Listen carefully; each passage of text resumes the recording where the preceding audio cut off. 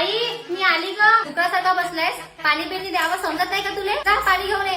तुझी दाजी आले ना. दाजी भाऊजी हे दुधाचं चाय नाही पित. फक्त आणि फक्त ग्रीन टी पितात. यांना खूप अनकम्फर्टेबल वाटते दुसऱ्यांच्या घरी जेवण करायला. नशीब समज का आपल्या घरी जेवण करताय. अगं उशीर म्हणजे यांच्या ऑफिस मधले लोक सोडायलाच तयार नव्हते. आमच्या घरी चला आमच्या घरी चला असेच म्हणत होते. मग हे यांनी म्हटले का सासूबाईला जायचंय तेव्हा कुठं त्यांनी सोडलं. आलोच तर तुमच्याकडे जेवण करायला पण आम्ही आताच जेवण करून आलो. नाही लग्नात नाही जी. ते साईडला एक नाही का महाग हॉटेल खुललं. ऍक्च्युली ना एक्स्ट्राच महाग होतं. त्याच जेवण करून आलो आम्ही. दिवाळी आली ना आता सोनं घ्यायला लागते.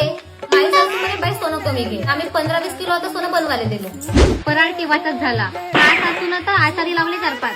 फक्त पेढे काजू येणं बाकी आहे. जाताना घेऊन जातो आता. यावर्षी 15,000 आकाशकंदील वाटायचे आहे. हे म्हणे गौरी सर्व तूच कर. तुमच्या घरी फक्त चिवडा केला. आमच्या घरी करंजा बालुशाही शंकरपाळे अनरसे भरपूर काही केलं. आता आचार्याने केलंय. जाऊ दे तसं चिवडा पॅक करून देशील.